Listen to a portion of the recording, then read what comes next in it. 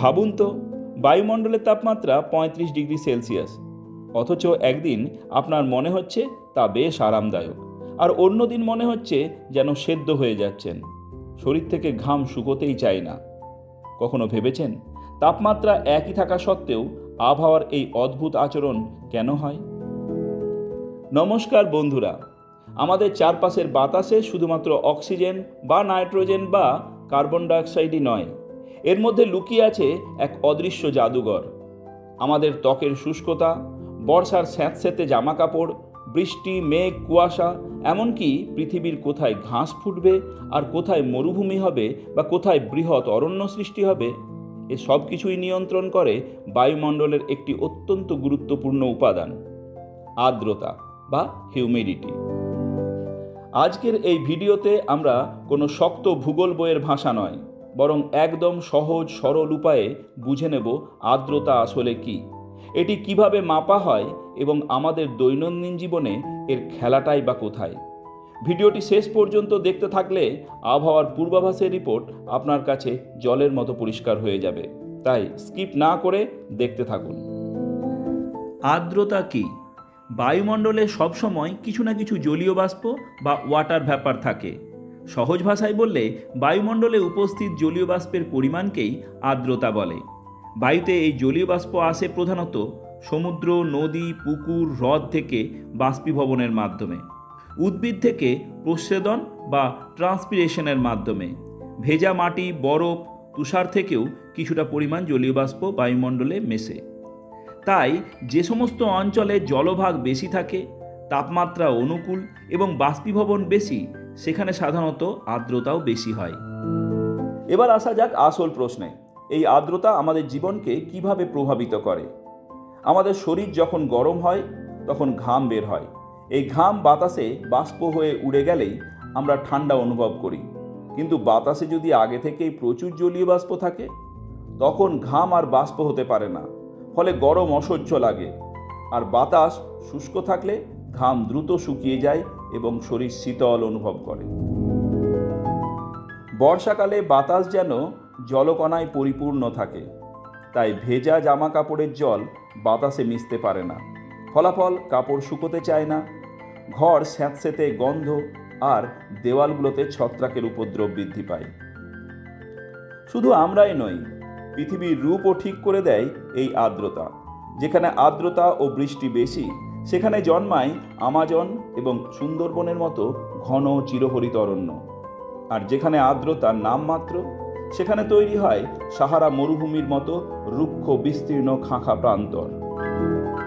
আবহাওয়াবিদরা কিন্তু শুধু আর্দ্রতা বেশি বা কম বলে ক্ষান্ত থাকেন না, এটাকে নিখুঁতভাবে পরিমাপ করা হয়।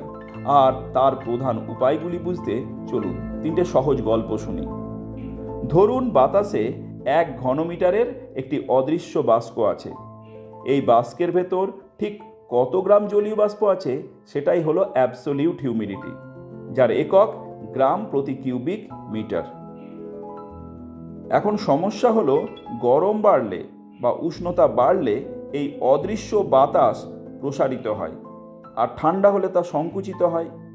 বাষ্প বড় বা ছোট হলে হিসাব গোলমাল হয়ে যায়। তাই বিজ্ঞানীরা আরও নিখুঁত উপায় খুঁজে বার করলেন। এবার আয়তন নয়, মাপা হয় ভর বা ওজন, অর্থাৎ 1 কিলোগ্রাম বাতাসে কত গ্রাম জলীয় বাষ্প আছে, গ্রাম প্রতি কিলোগ্রাম। যেহেতু বাতাসের ওজন সহজে বদলায় না, তাই এক এলাকায় আবহাওয়ার সাথে অন্য এলাকার আবহাওয়ার তুলনা এতে বেশ সহজ হয়। আবহাওয়ার খবরে আমরা প্রায়শই শুনি হিউমিডিটি 80% বা হিউমিডিটি 30%, অর্থাৎ আর্দ্রতা 30% বা 80%। এটা আসলে রিলেটিভ হিউমিডিটি, বাংলায় বলা হয় আপেক্ষিক আর্দ্রতা। এটি আর্দ্রতার নির্ণয়ের সবচেয়ে গুরুত্বপূর্ণ উপায়। একটা মজার উদাহরণ দিয়ে ব্যাপারটা বুঝে নেওয়া যাক। ধরুন বর্তমান তাপমাত্রায় বাতাসের জলীয় বাষ্প খাওয়ার পেট বা ক্ষমতা হলো 20 গ্রাম, কিন্তু সে খেয়েছে মাত্র 10 গ্রাম। তাহলে তার পেট কতটা ভর্তি? অর্থাৎ এখানে বাতাস খেয়েছে 10 গ্রাম, খাবার ক্ষমতা 20 গ্রাম, ইন্টু 100 অর্থাৎ 100। সুতরাং বাতাস তার সাধ্য বা ক্ষমতার 50% বা 50% খেয়েছে। এখানে রিলেটিভ হিউমিডিটি বা আপেক্ষিক আর্দ্রতা 50%। অর্থাৎ একটা নির্দিষ্ট তাপমাত্রায় কোনো বায়ুতে কতটা জলীয়বাষ্প রয়েছে আর ওই নির্দিষ্ট তাপমাত্রায় ওই বায়ুতে সবচেয়ে বেশি কত জলীয়বাষ্প থাকতে পারে তার শতকরা পরিমাণই হলো আপেক্ষিক আর্দ্রতা। আরও সহজভাবে বলতে গেলে একটা নির্দিষ্ট তাপমাত্রায় বায়ুতে সবচেয়ে বেশি যত জলীয়বাষ্প থাকতে পারে বা ধরে রাখতে পারে তার কত শতাংশ জলীয়বাষ্প বর্তমানে উপস্থিত রয়েছে তাই হলো আপেক্ষিক আর্দ্রতা। বিষয়টিকে আরও সহজ করে বোঝানো যাক। ধরা যাক একটা বালতিতে 10 লিটার জল থাকতে পারে বা রাখা যায়। এখন যদি বালতিতে 8 লিটার জল থাকে তাহলে বালতিটি কত শতাংশ ভর্তি রয়েছে? 80%।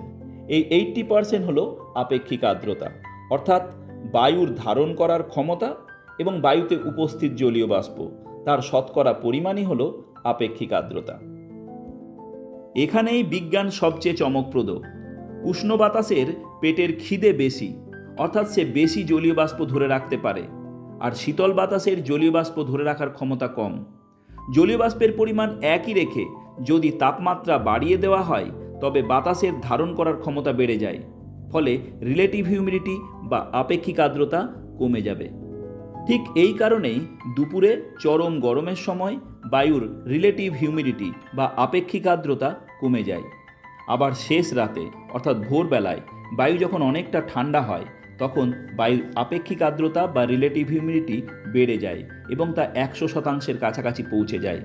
বায়ুর উষ্ণতা যদি আরও কমে যায় তখন বায়ুতে উপস্থিত জলীয় বাষ্প ঘনীভূত হয়, অর্থাৎ জলকণায় পরিণত হয়, এবং তার ফলেই আমরা ঘাসের ওপর শিশির, আকাশে কুয়াশা দেখতে পাই।